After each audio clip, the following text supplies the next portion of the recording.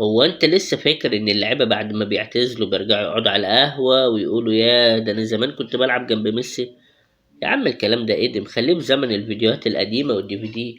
الجيل الجديد قال لك انا مش هكون ترند يوم وبعد كده يمشي، انا هبني امبراطوريه.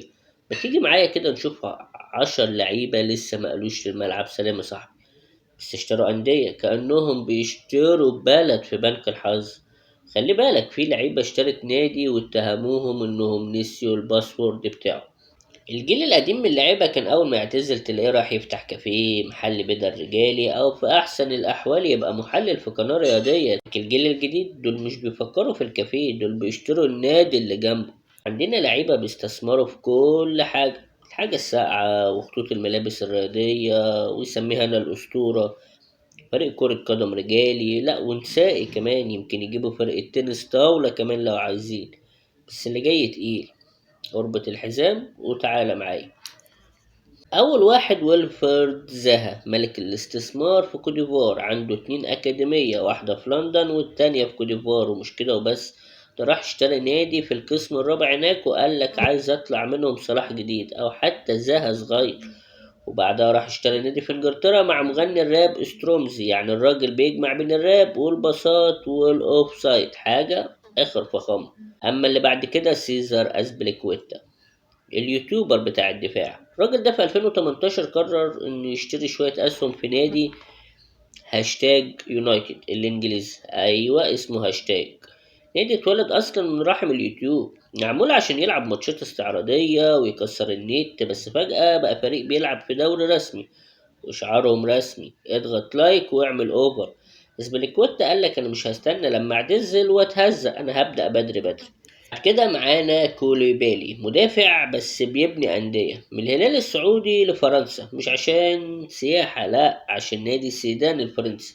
قال لك انا هجيبه من القاع للقمة، والنادي حاليا في دور المناطق بس لسه بيجهز مفاجآت. مع مدرب سابق للمنتخب ديدي بيلرين، والاتنين شغالين على المشروع كأنهم بيبنوا الأهرامات بس بالتيكي تاكا. بعد كده مفاجأة بالنسبة لي وبالنسبة لك، الطيب يا أبو قلب أبيض اللي شبه أفلام الكرتون، نجولو كانتي.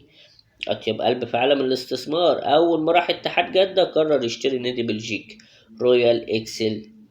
ومين أول صفقة بقى يا باشا؟ أخو بوجبا، أيوة فلورنتين بوجبا اللي بيلعب بنفس أخوه من غير الإعلانات. كان مسك المشروع وقال لك عايز أعمل أكاديمية محترمة ونطلع ناس تاكل الملعب بس بالأدب. اما بعد كده امير الكرة السنغالية بتاع الليزر اللي ما بيحبش ابو صلاح، ساديو ماني، بعد 3 شهور من انتقاله للنصر اعلن انه اشترى نادي فرنسي اسمه بروكفوت 18.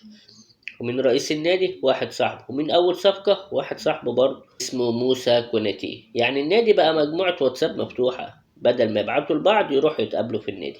اللاعب اللي بعد كده معانا فهو اللاعب شعاره انا هشتري النادي اللي رفضني وطردني وانا صغير، اشرف حكيمي. رجع لناديه القديم في اسبانيا سيوداد دي ختافي، وقال لهم انا مش راجع اتدرب، انا راجع اشتريكم. واشترى شوية اسهم، بقى كل لما الفريق يحتاج لاعب هو اللي بيتصل بيه بنفسه كأنه سمسار مواهب.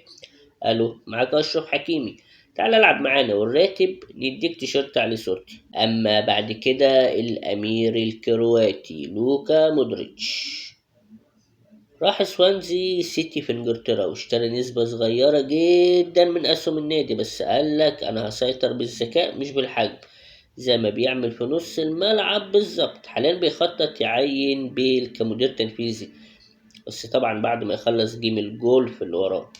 تحت شعار انا مش بس لاعب، انا صاحب الفرقه. فينيسيوس جونيور في فبراير 2025 اشترى من 70 ل 80% من اسهم نادي الفيركا البرتغالي.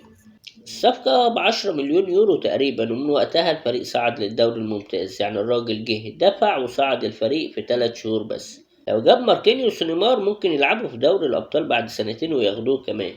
من اللاعب اللي قبل الأخير معانا اشترى نادي وهبطه من أول موسم، كيليان إمبابي. اشترى نادي مالير بكاين ب20 مليون يورو، والنادي نزل للدرجة التالتة بعد 41 سنة. والجمهور شافوه بيضحك في مؤتمر ريال مدريد اتجننوا، قال لك ركز فينا شوية يا كابتن، سيب مدريد. أما النادي العاشر أو اللاعب العاشر هما 2 لعيبة تحت شعار الصداقة اللي بقت شركة أفضل، ميسي وسواريز. أنشأوا نادي جديد في أوروجواي اسمه تيبورتيفو ال اس ام. الاسم بقى ده عبارة عن ايه؟ تيبورتيفو ليونيل سواريز ميسي.